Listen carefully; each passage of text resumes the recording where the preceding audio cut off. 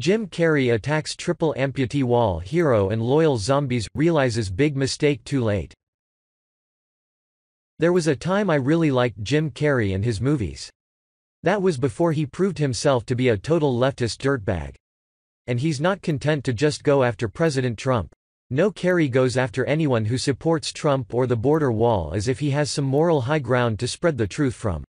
Remember, this is a guy who is or was into drugs big time. He messed up his girlfriend so much that she committed suicide. Carrey's dirty laundry, as well as his dirty art, is toxic, to say the least. Carrey has now unleashed another piece of bizarre art. This time, he's labeling President Trump's supporters as zombies. Not even close to clever or original, but definitely spiteful and mean-spirited. Remember Trump's loyal zombies chanting, "Build that fence" at his rallies?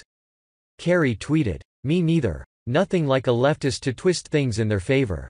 He's trying to make hay out of the difference between a wall and a fence, which is moronic even for him." Heavy check mark Jim Carrey.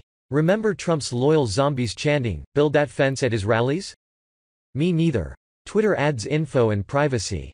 It is a somewhat meaningless point since Americans who support Trump's border plans are generally more interested in effective border security, whether it will be achieved via a solid wall or a fence. But facts and truth are not often evident in Carrey's art. A few weeks ago, for instance, he asked special counsel Robert Mueller to deliver indictments against the president for Christmas, something that did not end up happening. Like horror writer Stephen King, President Trump seems to live in Jim Carrey's head as the comedian seems to disgorge one attack on Trump after another on a near-daily basis. Last month, for instance, during an appearance at Vulture Fest, the Canadian-born comedian compared Republicans to rapists, saying, "These are not people you can deal with.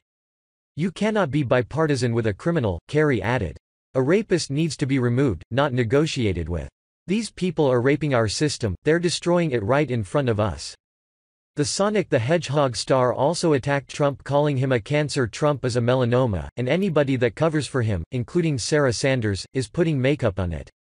It shows that there's a deeper problem in this country, and that problem is greed.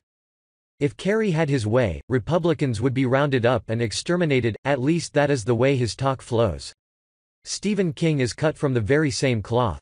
These are the kind of elitists that breed genocidal fantasies that metastasize into violence and death.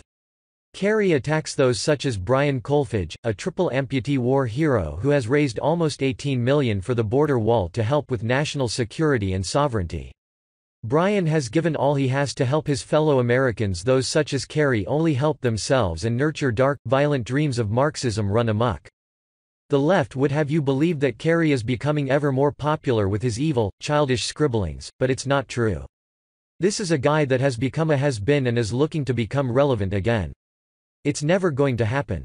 One of the greatest things I would enjoy when the wall is finished is watching Carrey throw a fit worthy of his sub-stature. Those such as Kolfage will be remembered for their sacrifice and ongoing love of country.